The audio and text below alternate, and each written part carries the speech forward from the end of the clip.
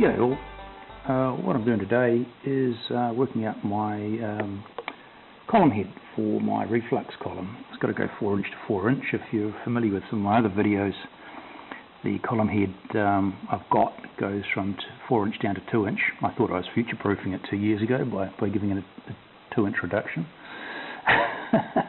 And then it goes from 2 inch down to 3/4 inch. That I use a lot with the pot still and the thumper keg I've got. What I need for the bigger still now is a 4 inch through head, 4 inch to 4 inch. Now what I've been looking at is getting some tube fittings like these guys, either an elbow like this or a 180 degree bend like that, or an elbow like this.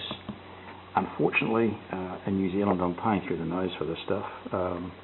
Hopefully the company that gave me this catalogue are going to come through with some better prices, but that's worth about $200 at least from most of the places I've queried. By the time you pay tax, freight, all the rest of it, just a simple 90 degree 4 inch elbow, over $200. So I'm thinking a 180 degree bend is going to be just $400 or $500. We call it the tyranny of distance because we're so far away from anything down here in New Zealand. We pay through the nose. So what I'm going to do, rather than buy those at the moment, I've got these two offcuts of 4 inch here, 4 inch stainless. I got these for very little because they are offcuts. It's about 400 long there. There's not a lot you can do with either of those. Well, not for distilling wise. I can't make a condenser out of either of them. For a 4 inch condenser you want a bit of extra length on that. So I'm going to section up some curves and try and make these two expensive curves, or one expensive 180 degree curve bend, out of the offcuts I've got here. What I've got here is I've divided up the elbow and then clocked it slightly, because I want this dimension here to be 100 millimeters, not this dimension. My pipe's going to come in here and up here and then go into the miters, and the miters will be an ellipse. Basically you look at them through the center of them, but that there is my 101.6 millimeter 4 inch pipe. So what I'll have in the end, ideally, is my 180 degree. I'll put my ferrules on either end.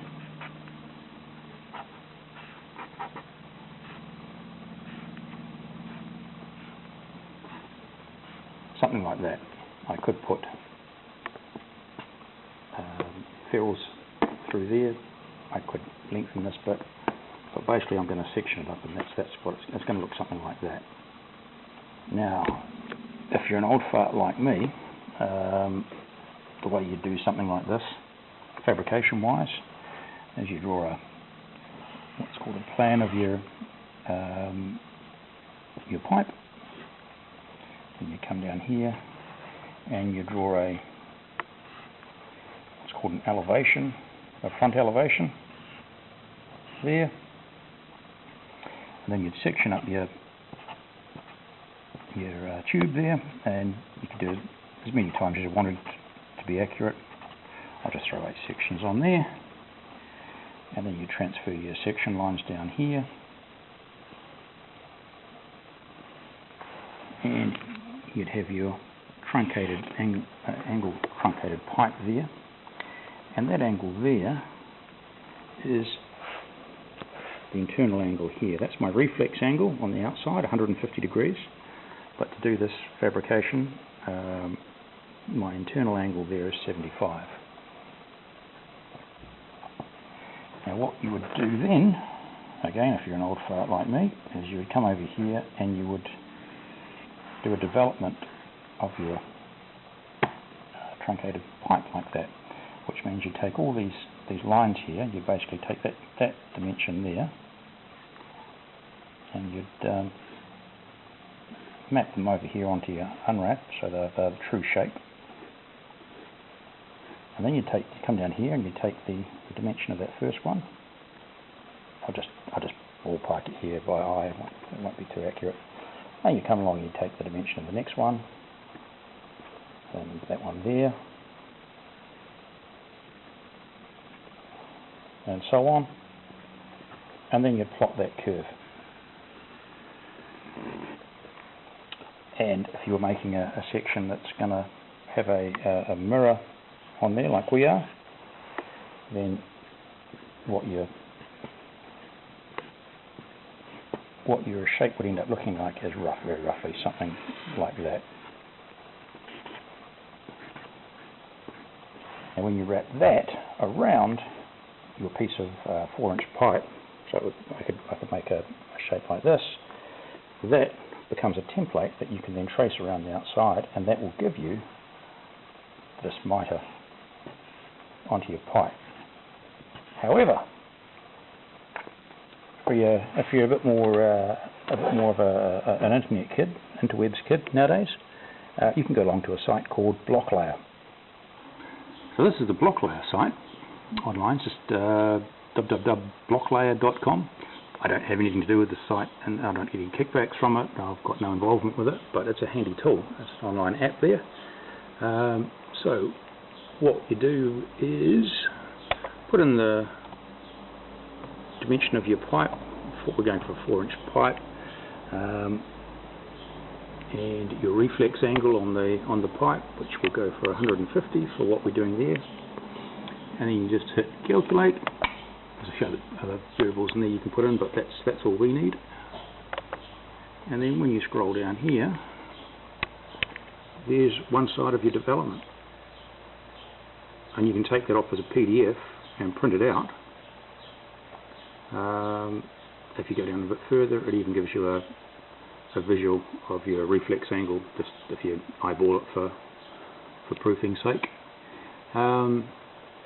But if you print out that development there, which is pretty much what I was just showing you before, how you do it old school, flip it over, glue the two together, and you've got your development for your mitre that you want. In this case, we've got a 101.6 millimeter diameter pipe and a 150 degree reflex angle. So here's my development here that's been wrapped around one of the pipes, and I've done the same thing here, and the result is the mitre that I wanted. I've just got to cut these out now with the angle grinder and a very fine slitting disc. If I peel that off there, you can see that development and what it looks like when it's flattened out, pretty much what I'd shown you with the Block Layer website, and with how to unwrap the development manually, old school. What I've got there is my pieces for the curves, and that'll be one side that then welds onto tri-clamp ferrule. And this one here will be the other side that welds onto the tri-clamp ferrule, and this piece here will be the bridge that comes out between the two curves either side. So I'll just start cutting that up now.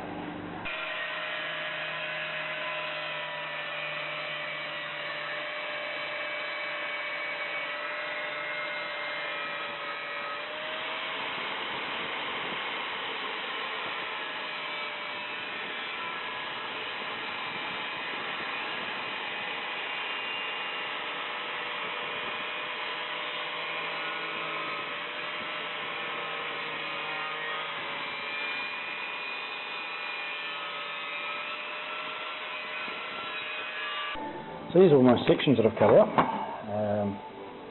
from the two bits of pipe. That's the long bridge that's going to go across between the top of the column and come out into the condenser at the other side. And what will work with how these curves work, I've got my 4-inch tri-clamp there. So that's the section that's got the square cut on the bottom, and then the mitre cut there. That will have one of these symmetrical cuts in there, and then there'll be another one on there. You see that's not quite clocked, well that's clocked so it's not quite vertical. By the time the other side of that bridge is added there, the bridge will come off horizontally, and then this will be mirrored on the other side of the bridge there. So you have one of these things on the other side. What I'm going to need to do now is, because your welds, not welds to an extent, definitely your solder joints, but your welding and such is only as good as your how accurate your joins are. I need to make sure that these are nice and flat and that cut is all in the same plane. If I had a horizontal cutting bandsaw, I could just set up the angle I want and that'll take care of it, but I don't, so I'll use the development method. I'm going to change the belt over for the sander here and just sand this guy off here until the bottom of those is nice and flat, and then I'll grind an arrow onto the edges to allow me to get a nice weld in there. Here's the two elbows have just been tacking together. I haven't fully seam welded them yet, and that's the bridge that's going behind them. I won't tack that on. I'll seam weld these guys first, and then I'll come back and tack that on and seam weld around here. And what I'm going to do is have a bit of an offset too, so I'll just get on the belt sander with this guy. I haven't already done it, and just make it so that there's a bit of a difference in level between the two elbows. And all that will mean is I've got a slight run off or a run back on the line arm as it goes out, which will help reflux and could do potentially help reflux, and it'll make sure that the line arm drains. If it was horizontal, you could potentially get a bit of pooling of liquid in there, whereas if you cant it a little bit, it's going to run off. These are the cut-off wheels or slitting discs that I use for cutting tube. Like I say, I don't have a horizontal drop bandsaw or anything flash like that. As you'll see, these are incredibly thin. If you're cutting stainless with these, you want to get inox or ones that are capable of cutting with cutting stainless. And the reason you want a specialised one is that a lot of these will, if they've got impurities or steel in them, they'll taint your stainless steel, and you'll get you can get that impregnated with steel particles or whatever, and then your stainless steel will start to rust because it's been tainted. So yeah, stainless steel cutting slitting discs, about a millimetre or less thick. They're tiny. Very easy to break them, but they make incredibly tight little cuts. They're great. And here's the finished article, welded up and with a bit of a clean up, and attached to the kettle. Obviously there'll be a column in here.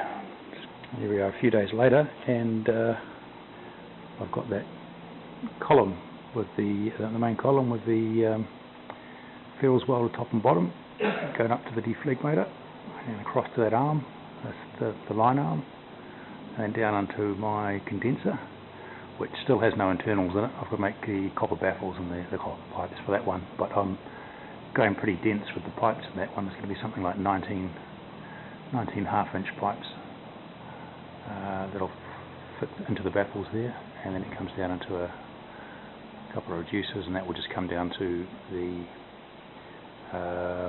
parrot on the end there. So it's quite a tall sucker, but that's what I want. I want to try and get some decent, good purity with some vodka or something out of with the height of that, or even just running it in pot still mode, see what I can get out of that with the height. Doesn't necessarily need to have the deflegmator in there in that case. But yeah, things are already coming along, and then I've got a reducer for this guy here. Long-term plan, that I've got a 8-inch to 4-inch reducer for the top of that, and the stuff here can just translate straight across onto the top of that copper cap, something else that comes off. That's just sitting there. Well, I'll come back, make another quick vid of the condenser, because that's going to be a lot more dense in terms of the cooling pipes through the middle of the heat exchanger. But for now, pretty happy with that.